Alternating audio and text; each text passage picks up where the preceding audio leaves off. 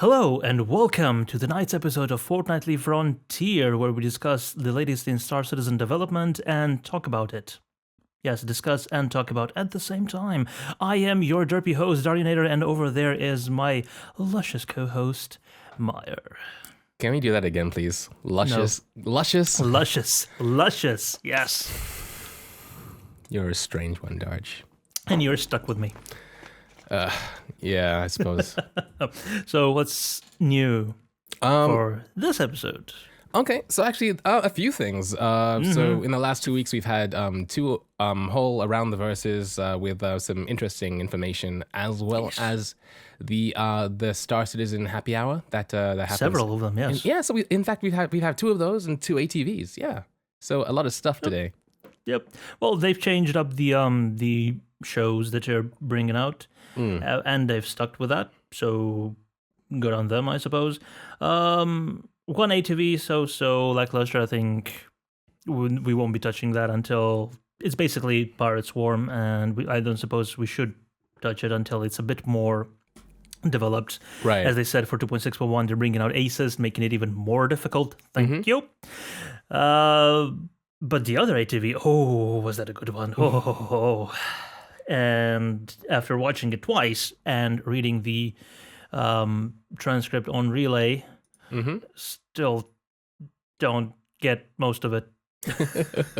So it was a lot of information. It's a lot of information, heavy yeah. It's ATV. about AI. Yeah, about 40 minutes or so, which is pretty long for this new season of Around the Verse and Star Citizen. Like they've kind of like they've started cutting it down to like maybe 20 minutes sometimes, but when they have these big features like they have right now, where they're kind of addressing the community's concerns and questions about one of the newest pieces of the game, which is like subsumption, so all to do with the AI and stuff. We get these huge segments that are kind of like 10 for the developers, kind of like, well, I think, yeah, that's pretty much what they were, really.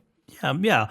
Well, towards the other half of the show, they actually got questions from the forums to ask the people on the show, and it's for anybody who hasn't seen it, and I doubt there's many of those, especially in our audience. Please do go check it out. And just a fair bit of warning, it's not one of those things where you could just put it on in the background while you do other things. You do have to pay attention if you want to get anything from it, because both Tony and Francesco are very knowledgeable and very talkative, and they use a lot of complex terminology for their explanations, so pay attention. But yes, a lot of explanations about how the AI system is progressing. The new mission systems, it looks like it's the foundations for it are done. Yep. So once that's done, then I suppose we will no longer have the solid concrete 17 missions. Once that's all done, I guess even before 3.0, and we have the new mission systems that involve cargo and stuff. The missions that we have right now will be a bit more fluid and. Yeah. Excuse me. Today's burp was brought to you by Goose 312 Urban Wheat Ale by Goose Island. So they'll be a bit more procedural in terms of how they are and not so static. Slightly, yeah. Or at least, they will be slightly randomized in how they play out instead of just being completely procedural. Exactly. Yeah. So but they won't be static as they are right now. So if you go to Tessa, you got 9 missions that all begin the same way. You're greeted by Tessa saying the exact same thing every single time. Yeah, so... and then the order of the missions is exactly the same. The way they play out is exactly the same. Now, there'll be different people, different locations. We don't know whether they'll be hostile, whether it's a trap, or whether it's a genuine rescue mission, whether there will be... how many hostiles there will be, and what the skill level that it will be, etc. There will be a lot of different possibilities for each step of the mission, and we don't know which is going to be happening, so yay. And even though it's a bit harder for them to kind of make recorded performance dynamic, like Tessa's lines and stuff like that, even if we had, I don't know, like just like text or something popping up, or, what I wouldn't like is, I guess, what we have at the moment with the pirates all having the same, like, South English accent, like, get out of here if you don't want any trouble. I don't like that.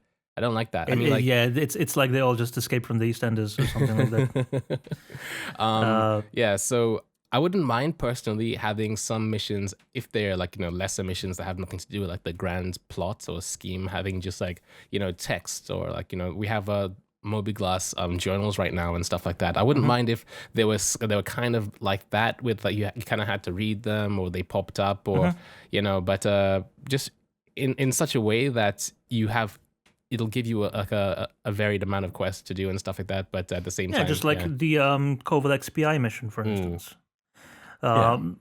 They actually have been expanding some of that a bit. For instance, if you go through Tessa all the way to mission 9 and go to the 2 Starfarers, there's a lot of pads there that are basically just information about what happened.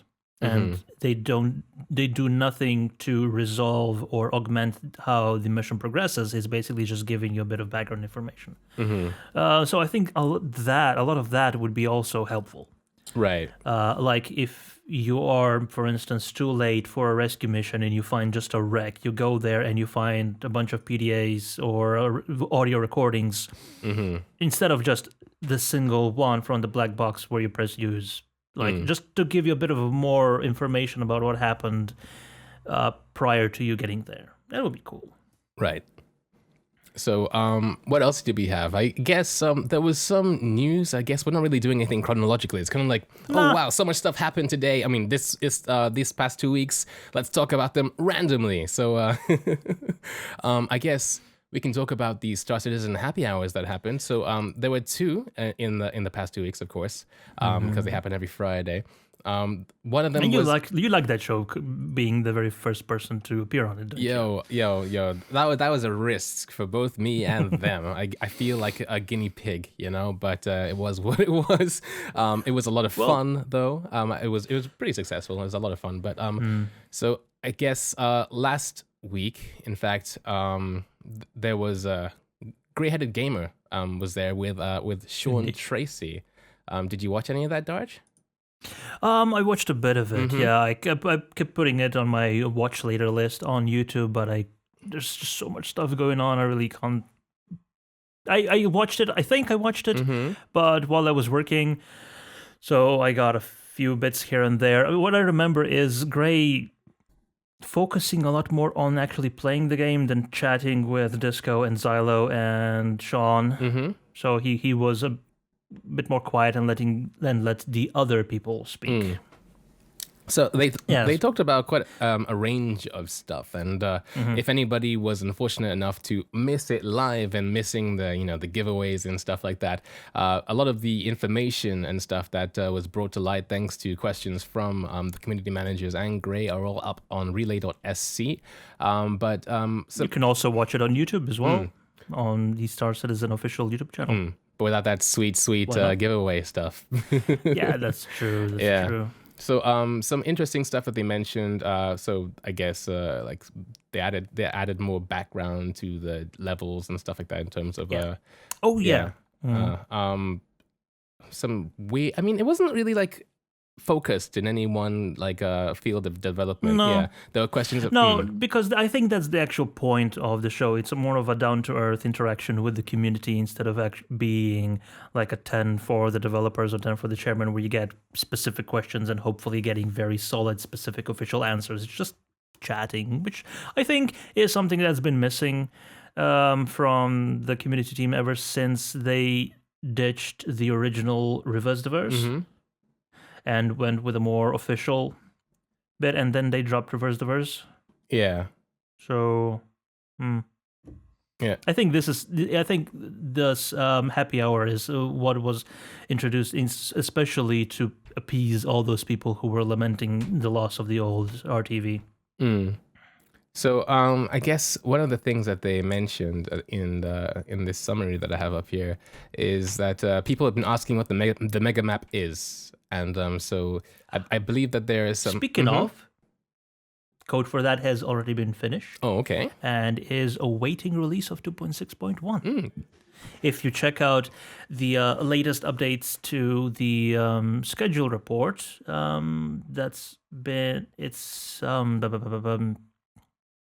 it's in a completed state, so to speak. So one of the biggest like analogs to the mega map, or at least if anybody was to ask, or if a layman was to ask me what the mega map was, even though I consider myself a layman as well because I don't program that stuff, but like the best kind of example of what the mega map is you know that scene in The Matrix where they're in, what's it called again? They're in that like white chamber room. Oh, right, the construct. Yeah, they're in the construct, and he's basically like, I need guns, and then like guns just kind of like stream towards him. That's kind of like how I feel. That's how I feel Mega Map is, because like with Mega Map, everything is kind of like streamed to you, like you as a player are inside this like one square, like however many kilometers it is, and then like the entire game just kind of gets like fed towards you, Matrix style. Yep. So I guess that what that means is that there's like seamless gameplay. You'll be able to go from like a Star Marine match straight into the universe, straight into this, that, the other. Yeah. Well, I wonder how that is going to work code-wise.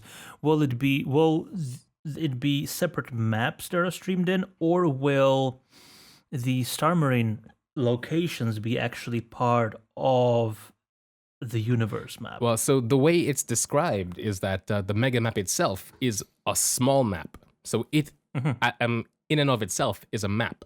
But then information from other maps gets streamed into that map that you as a player reside in, and that's what allows for you to for the transitions to the different modes. So even though these Star Marine maps seem to be placed inside like a big solar system, because you got on Echo 11 or Zedemian, when you go outside, there's like a moon in the background. Yeah. So it's not actually part of a star system. It's like a separate little small map that gets streamed into the very wrongly named mega map, because it's a tiny more map, like a micro map or a teeny map. It's a micro map. Yeah.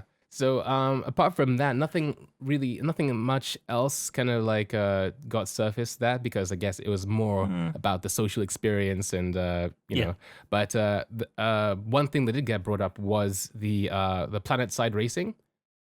So they mentioned that they would love planet side racing to be official. I mean, to be a thing. Nothing quite official has been quite released for it yet.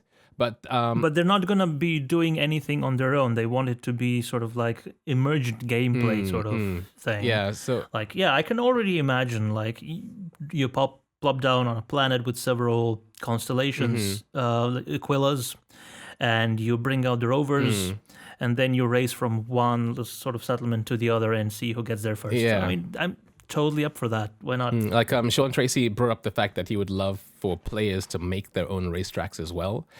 So I guess with the they have non-confirmed, but he mentioned perhaps maybe with beacons or whatever, or artificial goals. Yeah, that kind of thing. So you make waypoints by actually just placing beacons. Yes, exactly. And then and then you would race, and so the community then decides, what would be an interesting racetrack to make. Maybe even you'd be able to purchase those race rings that you see in Old Vanderbilt and stuff, and with a large capital ship or something, and place them individually. Who knows? But he mentioned that he would very much like for the community to be able to do that kind of stuff. But there was a lot of emphasis between from him and also the community managers about the community having the power to do this, and nothing so much about CIG doing it themselves. And so I have CIG actually just putting out the tools for the community. Yeah, to be able and to so do this, like I had some concerns about that sentiment, and so did Shive, who's the top racer as well, because with CIG like generated content, I suppose, so with the racetracks and stuff, you have set racetracks and like the set checkpoints, and everything is kind of like monitored and on a leaderboard and regulated on a leaderboard. The moment where you have just like a whole bunch of procedurally made like racetracks and stuff, then you kind of lose the ability to track the races and that kind of Although I was kind of thinking more this be so. I think they wanted it to be sort of like more of an amateur sort of league. Okay. But if you want actual official leaderboards, you would still need to go to the official CIG developed racetrack. So for instance, just like you have, you could have a private racetrack. If you're a very rich person, you can have like a huge track of land. You make your own racetrack there. As long as they haven't like scrapped the idea of like proper CIG exactly. Yeah, but racetracks. if you want to be a proper racer, you need to go to FIA approved racetracks with FIA approved race cars and stuff like that. So maybe the Murray Cup is sort of a similar thing in the verse. Okay. And then moving on from that happy hour to the happy hour of a few days ago, we had Tactical Advance's very own Bristol Boy 88 guesting on the show with CIG's Josh Herman. Did you catch any of that? Unfortunately, no. So off you go. So a few days ago, Bristol Boy was on with the CIG community and Josh Herman, who is, I believe, a design director. And he's the character design director, character art. Yeah. So so again, this time around they played some Star Citizen. I mean, yes, of course they played some Star Citizen. What else would they play? They were in the verse, and I guess they were just bumming around doing verse stuffs. But they brought up some interesting information about characters and that kind of thing. So They mentioned, and one of the key things that I picked up from that was that they're planning on 30 different hairstyles for the players, and and facial hair is actually being worked on because, of course, I don't think Mark Hamill's character has facial hair. He does. Whenever I think Mark Hamill, like I see Old Man from Star Citizen, and I also see Luke Skywalker with the big ass hermit beard. So they keep getting mixed together in my mind. But I'm pretty sure he does not have facial hair as Old Man in Star Citizen. But, well, in the little preview, like Meet the Old Man video, I don't think he does. Yeah. No. So there will be certain iconic characters in Squadron 42 that have facial hair because not everybody has an unshaven face, even if you're in I guess the UEE. Or yes, exactly. And for roleplay, it would be nice if I could have, a little goatee like I have in real life. So they mentioned that there will be 30 hairstyles, but they will be static hairstyles. So you won't be able to get Pedro hair, and then you wouldn't be able to then use a slider to make it short or long Pedro hair. It would just have Pedro hair, so everybody will have that same kind of unique look. I mean, it wouldn't be unique anymore, but everybody will have that same look, but you'd have 30 different hairstyles to choose from. So I guess maybe hairstyle 27 could be the short version, 28 and 30, but you won't be able to have increments between them like you can in other games like the Black Desert and stuff. Yeah, but is that like official final design, or is it just for the get-go when they introduced the first 30 designs? No idea. I mean, he says, and this is is it ad verbatim or just verbatim? Or just verbatim, yes. Verbatim. And he said they're working to have 30 hairstyles for players. That's all they said. And then hair is being worked on for Squadron 42. I don't think we'll see facial hair until, I guess, Squadron 42 has been released, because they mentioned that well, again, verbatim, he says, when they're happy with facial hair, they'll be bringing it over to the players. Right, okay. Well, that's just fine, yeah. I think 30 hairstyles is also fine. Yeah. Especially if you include different hair colors and, bring those as many as possible. Yeah. And they'll have enough variation, at least for the first pass. And, if anything we've learned from CIG development, whatever they released for the first time is definitely not final. So there was no actual mention on how many actual models are. Now there was a call to arms a year ago or more to get people into, was it the Imaginarium where they were getting the headshots taken and stuff, or was somewhere where they had a 3D camera? Regardless, they were getting people in to 3D scan their heads, so citizens back then had the opportunity to actually be in the game. I have no idea how many they've actually got in, or how many headshots they actually said, okay, sure, you can be in the game, or oh my gosh, okay, sure, thanks. But regardless, they didn't actually mention. Did you go? I did not go. No. But regardless of that, they didn't mention how many of those that they have. Right now in the game, there are several faces. You can't choose from them. You kind of just randomly spawn as one of the few that are in.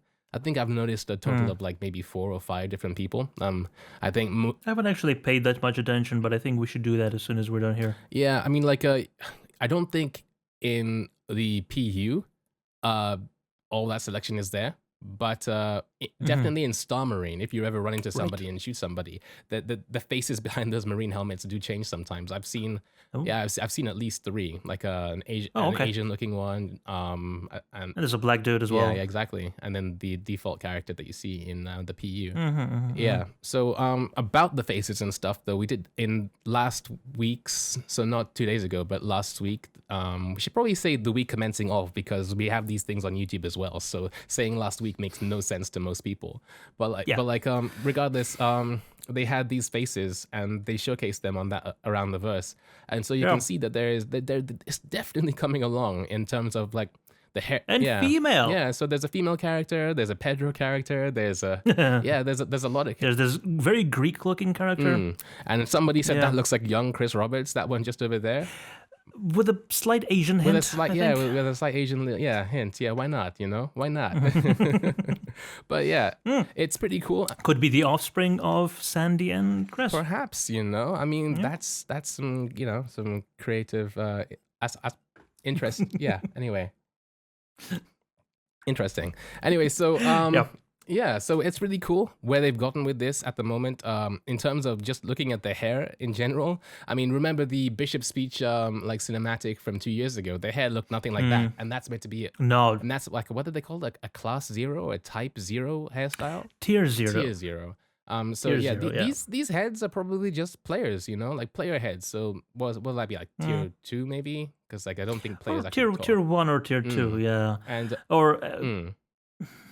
probably tier 2. Yeah, tier 0 is the actual proper, credited players for Squadron 42, and tier 1 is all the other NPCs that you still get to interact with, but they're not the ones that they had to pay millions of dollars to get on. Because you can tell that this isn't like these aren't examples of like NPC characters, because these characters like the detail in their face, even though there is a lot of detail, and yes, the image isn't the highest quality, you can tell that with the skin from the detail from other things that we've seen, other tier 0 characters, like you can actually see capillaries on their skin and stuff. There isn't so much going on here.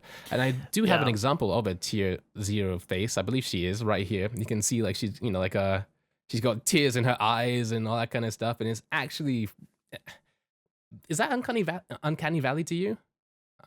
I think this is modeling wise is probably just over the uncanny valley, but there's some hints of animation that are still a bit weird, especially around the lips. Right. But it could be that that's still being worked on. Mm-hmm.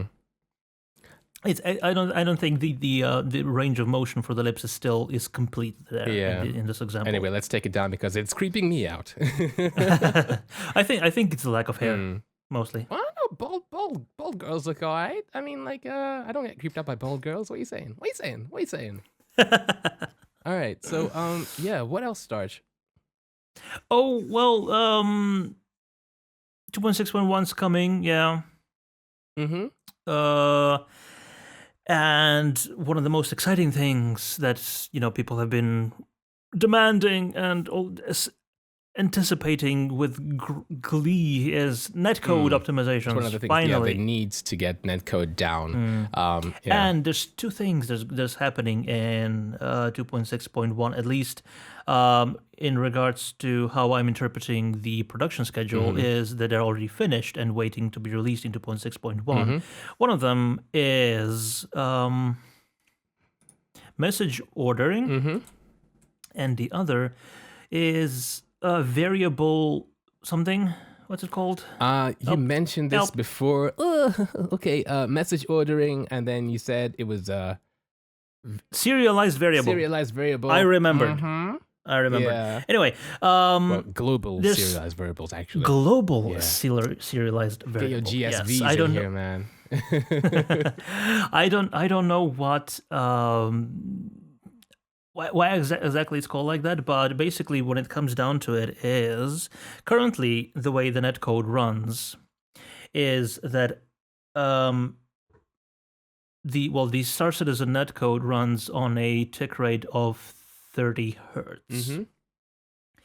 meaning that every 33 milliseconds there is a packet being delivered from server to client. Right.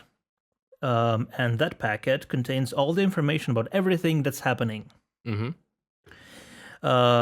Regardless of whether there's been changes to any of those things or not. And sometimes those packets can get so large that they have to be split up into 3. Right. Which makes it that you only get one packet every 100 milliseconds, which really sucks. Right. But serialized variable is a sort of system or logic in the system that checks only what has been changed when it comes to gameplay elements, right, and only sends information about the things that have changed.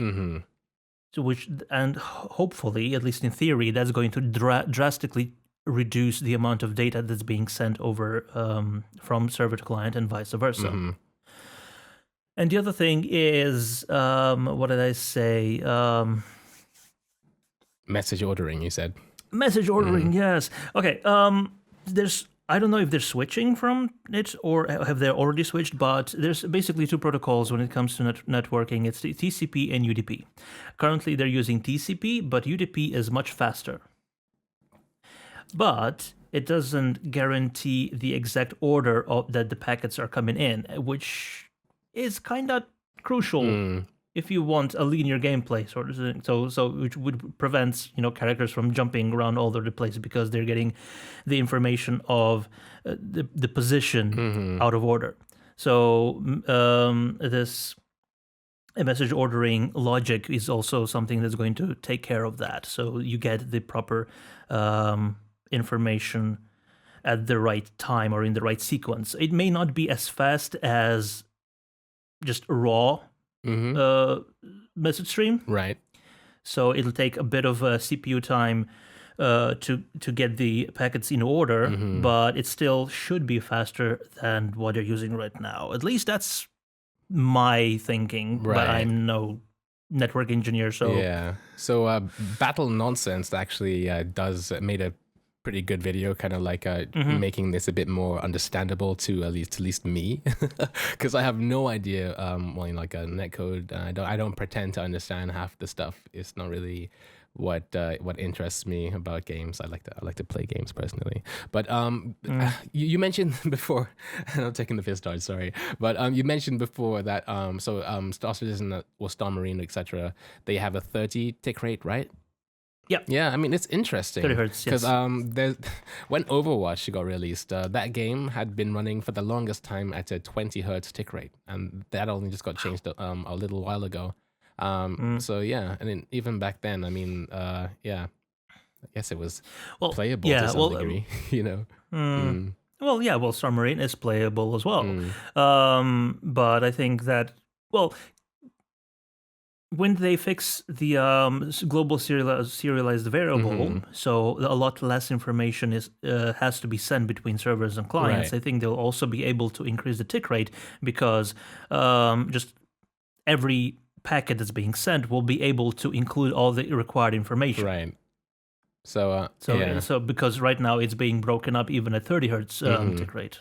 Right. So yeah. So anyway, so this video has a lot of information and it really just brings things down, at least to my level. So it's to make it a bit easier to understand. So it's definitely there's a lot of comparisons to Hunt for the Red October and in explanation what ping is and stuff like that. Yeah. Very good video, well worth a watch, and hopefully the person will also do another review of it once the netcode gets worked on and once all these fixes are out and being released to the public. Right. Just so we see what sort of actual improvements we're getting, instead of just we know we're getting these theoretical improvements, but what sort of practical benefits are there? Right. So, do we have anything else to talk about? I guess, so where are we today? Today is, right now... I'm in Slovenia. It's the 29th of January, at least here in the UK. If you're watching in Japan and live, it's not. But but so the reason why I'm talking about this is because basically we have what they call the schedule report, and this is a way of Star Citizen kind of being a bit more transparent with us as to internal dates and times. And so these internal dates, of course, they do not reflect as to when things will happen and things will come out, but at least they do. They're internal goals. They're internal goals, and so they are subject to change. If I just go over here, you can see on the schedule report we have an image. You might be able to see. It seems so. It says today, but we're over here right now, and so they've. One thing that struck me about this is that, we didn't get the schedule report for about half a month or 3 weeks after 2.6 went live. Right. And then when they released it, a lot of things that were scheduled for 2.61 had already been finished. Right. So I think progress on 2.61 is commencing a lot faster than other people think. It is. I feel so. Yeah. Yeah. Like a lot of things that they meant to do for 2.6.0, they moved to 2.6.1, but they only missed them by like a few weeks only. Yeah. So you can see that they're where they want to be. This green bar here is ship balance improvements. You can't see the thing here. The red bar is network, and we just talked about that. So that's ready to roll. In terms of content, what do you think content means? Content, well, if you scroll down, there's they're broken down by categories. So Arena Commander, there's even other graphs. So you'll then be able to see what the content is. Okay, yes, right on. Okay, yeah. So you see some people actually scroll. Oh my read God, these things. Scrolling, but a lot of stuff has been done. You can see, so they've broken down ship balance improvements here. So weapon projectile speeds have been done. Weapon and it just says weapon and this bar you can't really see here. I need to scroll out. Yeah, but scroll down a bit and it'll tell you. Okay. A weapon and projectile speed balance, and then okay. Well, all of these things have been done. Right. Yes. Content is just for Star Marine. They're tweaking the maps a bit. Just taking in the feedback they've gotten from the testers and all the other players, and they're bringing it into the game. Right. Yeah. So it says here, the serialized variable, which you mentioned, and message ordering is done. And it says Mega Map single player. I thought Mega Map was going to be something that was encompassed all the modes. So, well, it could be Mega Map single player that's only handles for now the free flight modes. Okay. So you can switch from one map to the other in single. I don't know. Yeah, it says Mega Map single player stretch goal here. So I guess it was originally a stretch goal. It says originally moved out from 2.6.0 goals due to the time required to complete this. Tests on this feature in our development branch have been promising, so we are aiming to release the single player aspect of Mega Map with 2.6.1. Work for this is now complete. This is now in QA. So I guess, so Mega Map won't be used right now to be hopping between Star Marine and Arena Commander with your friends. But if you wanted to, say, go from Old Vanderbilt to Drone Sim or something like that, then you can do that. Or from the hangar. Yeah. Do you think that once Mega Map is done for multiplayer as well, we'll be able to finally exit the hangar via the hangar door? I reckon so, because it's not so much anymore loading screens, is it? Now where you're standing is your loading screen. So that's pretty interesting. Yeah. So in terms of UI, they have bug fixing, which is just an ongoing thing. In-game leaderboards is ongoing. So I guess in-game leaderboards means that you won't have to go into the website anymore to see if you're the fastest racer. Shive. But so in-game loadout customization, we kind of have that at the moment, but it's not where we need it to be. It's what they mean by that is between rounds for Star Marine. Okay. That you'll be able to change your loadout on the fly. So in those games. Yeah. Okay. Right on. In game, yes. Yeah, and so grenade UI indicators. So So Finally. does that mean like how many grenades you have in your hub, or No, where they're it coming basically at you? means where they are and when they're going to blow up. Okay. Yep, it says so here. Adding indicator to visually mark the position of thrown grenades. Delayed due to high priority of bugs fixing. ETA 30th of January. It was the 24th. So tomorrow. Yeah, awesome. And yep. And the release date for 2.641 is still on the 16th February. So hopefully that will be done by then. Yay. And so there we go. Happy. Content, that green bar that said content was them updating the Super Hornet. So you may have seen the Hornet, just the F7C looks a bit different from how it used to be. It's a bit more comfy inside. It's got them MFDs you can change around. But the Super Hornet has been the same for a long time. So now they're bringing that up to scratch. That'd be pretty cool to see. So updating the new damage state system, new shaders, bug fixing, and optimization paths to bring it in line with more current ships. A few more days are needed to finish the last few bits for this. So that's pretty cool. I would love to see them bring, so we also know they're bringing the Cutlass to 2017, and they're also working on the Buccaneer, but there's no word in here about those two ships. But could be they're not slated for 2.6.1, maybe 2.6.2. Perhaps, yeah.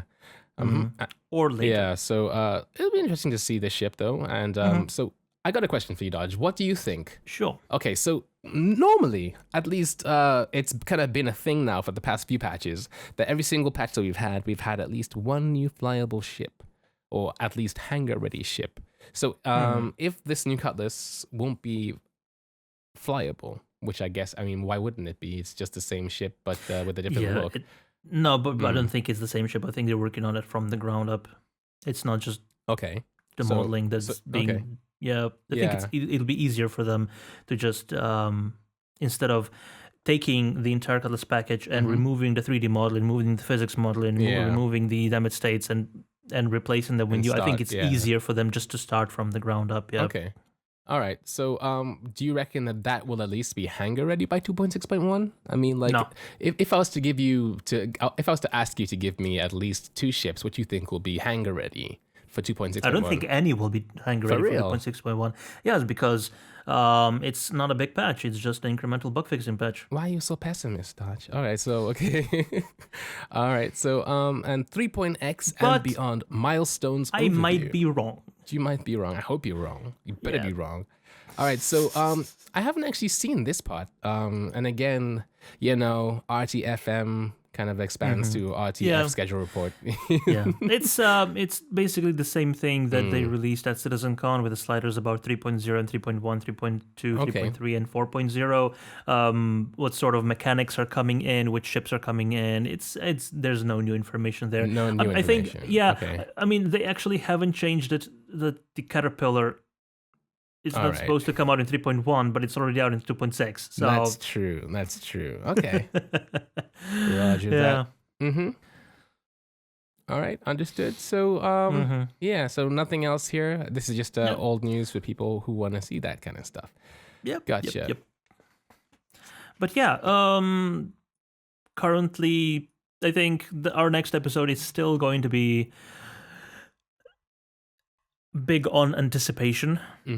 But I think 4.9, the 9th episode of season 4 of Fortnightly Frontier, is going to be very, very chock full of new content of 2.6.1. We got aces in Star Marine. We have new netcode. We have hopefully new faces for the PU, and hopefully new netcode for the PU. So no more super cinematic frame rates. And oh my god, and new missions and so much new content. Hopefully, yeah.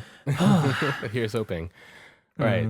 I think the actual underlying technology for the PU has been static for far too long. They've kind of refreshed some of the content for it once in a while, but ever since Crusader came out, it's been the same way. So, good things are coming, and hopefully sooner than later. All right, so I guess that's all we have for today. Yep. That's all we have. So, it's been fun again. Unfortunately, a very sober episode for me. So episode for me. Yeah. Anyway, this has been season 4, episode 7 of Fortnightly Frontier. My name has been Darjanator. Over there has been Myre. And as always, we will see you in the verse.